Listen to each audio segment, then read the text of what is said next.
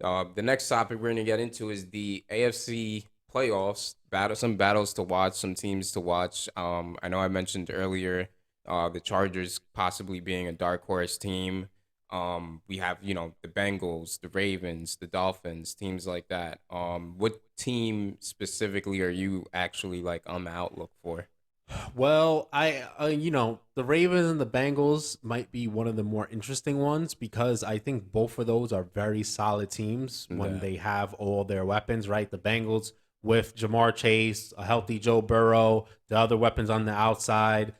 Defensively, they're able to lock in and make some plays and not be like an Achilles heel of their team, right? Their defense isn't holding them back. The Ravens can play solid all around too. They are known for their defense over the years historically. This year, they might not be one of the more upper echelon defenses, but they're certainly good enough and can definitely make plays when they need to. Offensively, we know this team can explode almost at any moment. Lamar by himself, even, and then you throw in Mark Andrews if he's healthy, and J.K. the Dobbins. other tight ends, J.K. Dobbins when he's healthy, able to run the ball. So that little battle between those two, which we talked about, are tied for the second best record in the AFC. Um, that's going to be an interesting one to watch.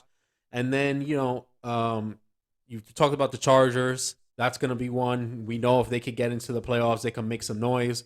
And then you have all those AFC East teams, right? I mean, the Bills, they're going to pretty much lock in either the first or second spot. Most likely, it's going to be between them and the Chiefs for that first spot.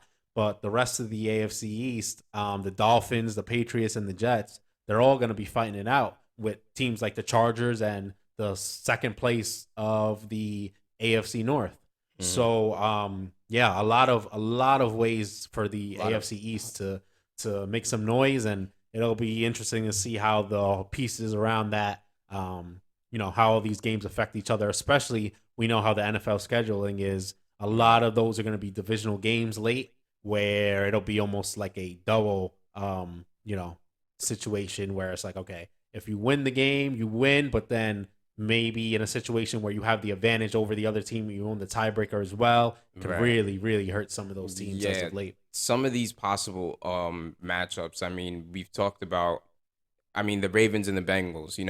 The Ravens, they have the addition of Roquan Smith later on in the season, and it's interesting because I mean, off camera, we've always spoke about the lack of leadership in the Ravens defense, where it's like they have great players, and granted, you can have a phenomenal roster, but if you don't have that stout leader, it's kind of tough. And I think Roquan Smith brings that, and you can see it just in how their defense has started to pick up a little bit over the past few weeks.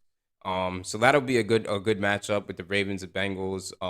Also, I mean, Bill Belichick in the playoffs. He seems to scheme up a lot of teams. He seems to have a lot of success in the playoffs. Obviously, we know his history, and it'll be an interesting thing to kind of see how things pan out as far as the even with the Dolphins with Mike McDaniels and what he's been able to do and things like that. But it's good to see fresh matchups.